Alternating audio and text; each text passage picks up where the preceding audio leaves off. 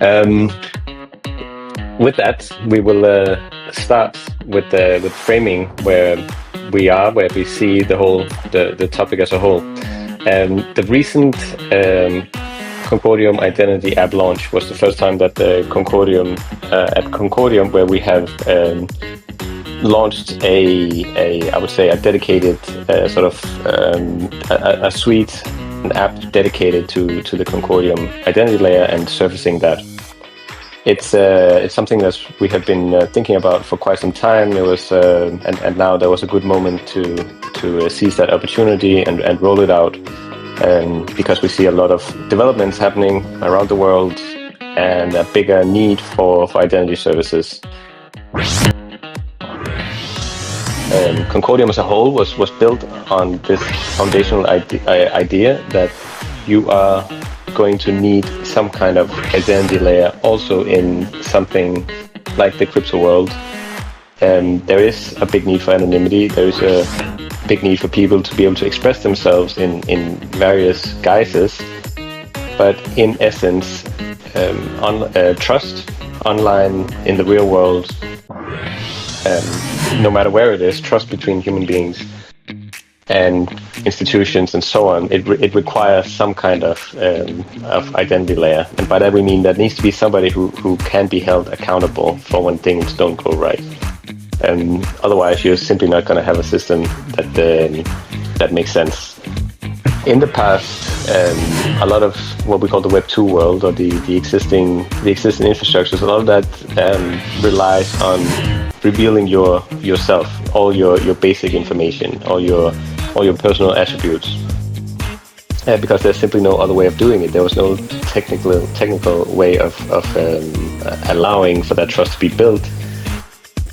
In our long past, trust was built because you knew everybody in the village, and you knew their family and their forefathers and so on, and that's where the trust came from. Now we're working in infrastructures where we have to show our identities in different ways, in more abstract ways, and with people that we don't know necessarily in real life.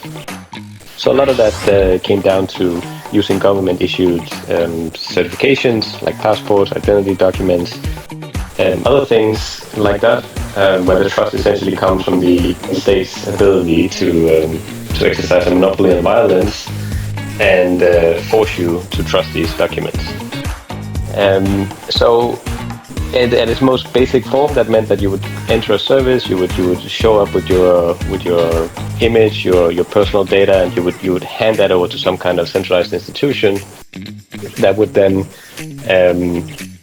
hold that, store it, and use it to build that trust. We've all seen the negative effects of that. Often they're not held in a competent way. We see big breaches. We see generally a sense of lack of privacy. If anybody has worked inside these kinds of institutions, it's quite often that people are people, and they will just take some data from a database and look at it without necessarily having the correct clearance. So there's a lot of issues with that. There's a lot of issues of us as individuals handing over our data and then putting them into these big databases.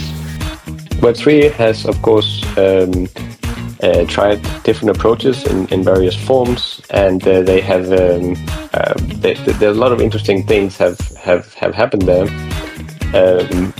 One of the big driving forces of the original wave of cryptocurrencies and blockchain products, that was simply just, no, we don't care about identity at all. We want everybody to be anonymous.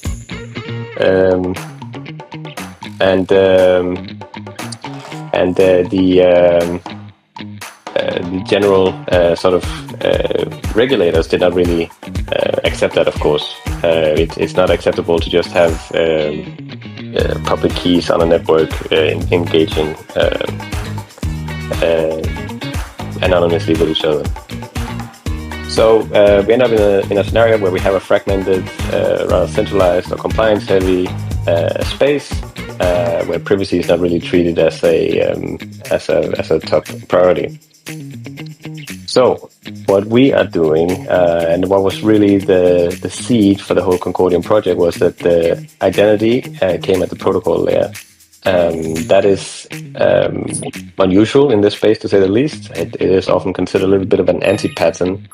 In other networks, you would come up with a key pair and simply just with your public key announce your presence on the network, and you would be ready to engage. Concordium has this very sophisticated and private identity layer that means that you will come in and go through a light touch identity verification process before you can create an account on the network. And then behind that is the ability to revoke the privacy that comes, but that has to come through a challenge in the Swiss legal courts and has to go through a due process. With that comes the combination of the Web3